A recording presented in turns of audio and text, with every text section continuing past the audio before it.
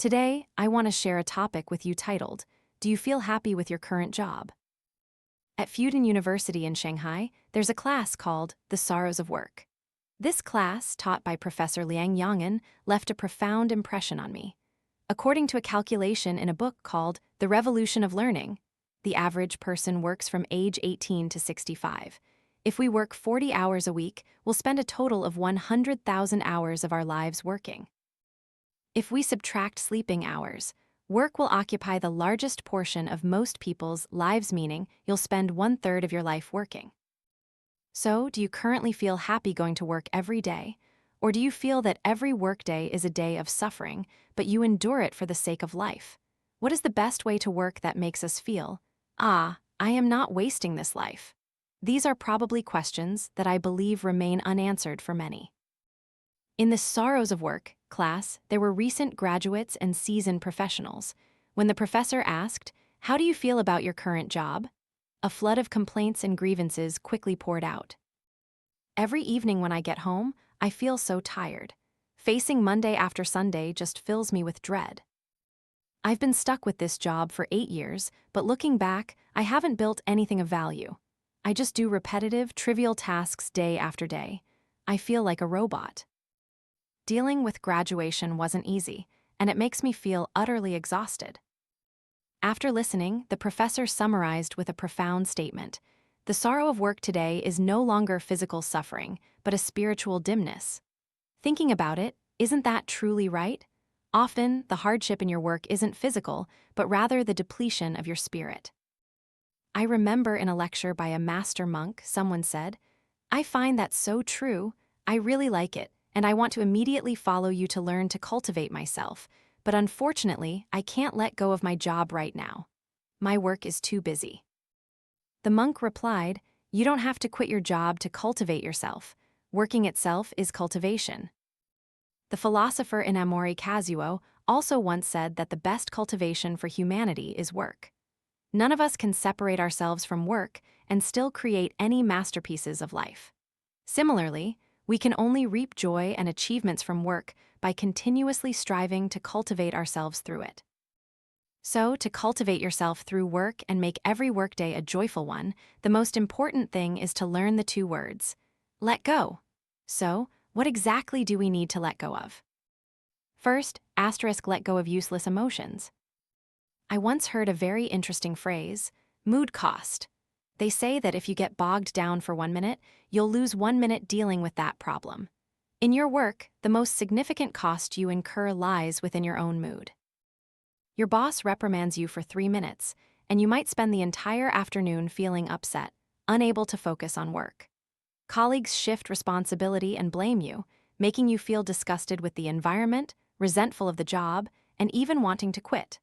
Or you're assigned a task that feels incredibly difficult and stressful, leading to several sleepless nights, which in turn reduces your productivity for the entire week.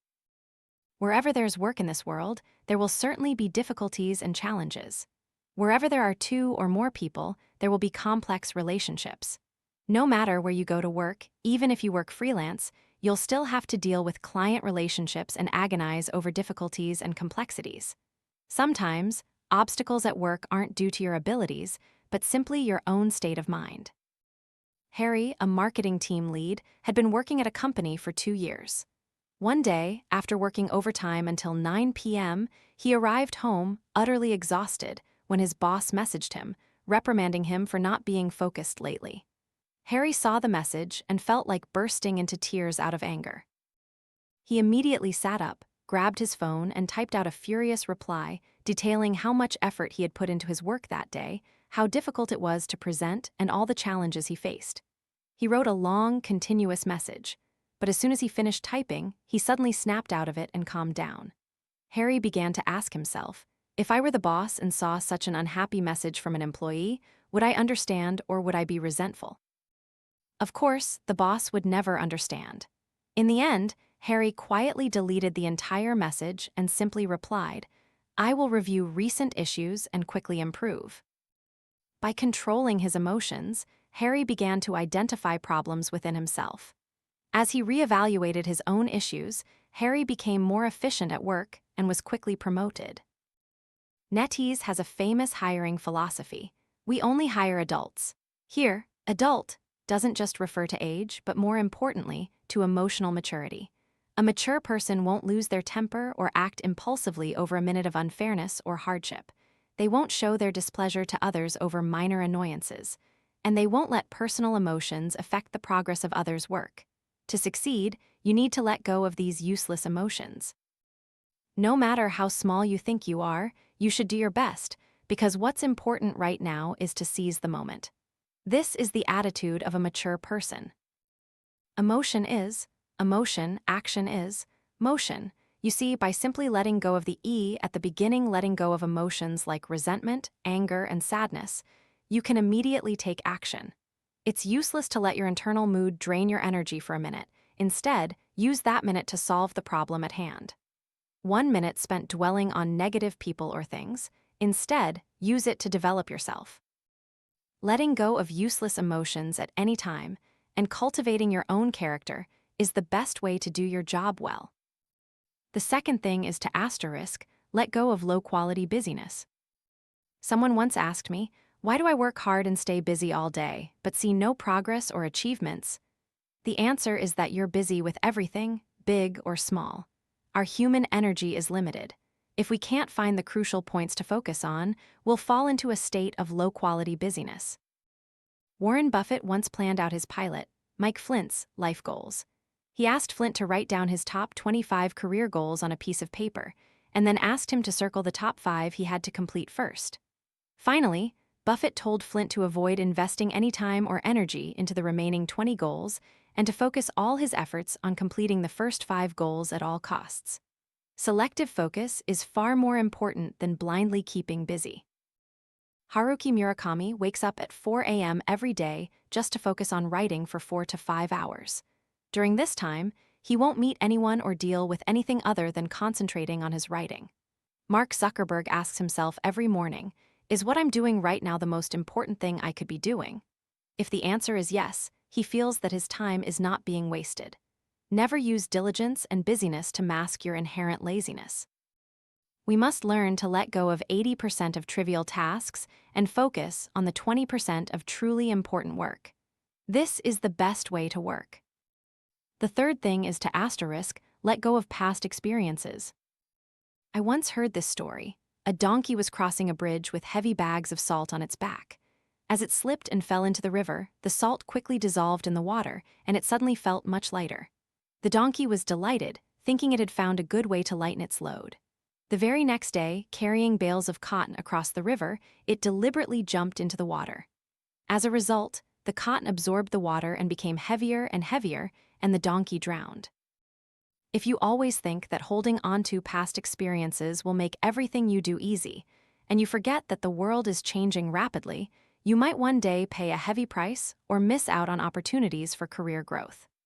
I've found that many people fail to grow in their careers because they fall into this salt-carrying donkey mindset. Jack Welch, former CEO of General Electric, had many years of business experience and achieved many miracles. Someone once suggested he compile his management experience into a book, but he laughed humorously and said, "Then I'd have to look in the trash can to retrieve it." For many years, Jack never kept records of his experience. In his view, the past only becomes a limitation.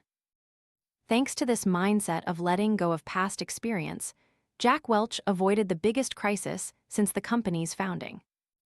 Following the old path will never lead you to a new place. Learn new knowledge with a completely fresh mind. By letting go of old experiences, you can reach the best ways of working. Psychologist Edward Desai proposed the self-determination theory. He pointed out that 3 factors drive people's engagement with a job: autonomy, competence, and relatedness. Autonomy here is most important. It's actively recognizing the value and meaning in your work. Connecting yourself with team members at work will naturally give you a sense of belonging to that organization or collective. This will spontaneously provide you with a source of energy to maintain joy in your work. Therefore, many people may have to go through countless explorations to find a job that suits them. On the surface, the reasons we might dislike our jobs could be low pay, too much overtime, or overwhelming tasks. But ultimately, The reason we feel exhausted with our work is that we cannot regulate our emotions and don't clearly define ourselves. Cut down on complaints, invest more in yourself, let go of old experiences, and identify what's truly important to you. This is the way to work in the best possible way. If you can't find a job that suits you, learn to work in the best possible way. When you adjust your mindset and thoughts from a different perspective, all problems can be solved.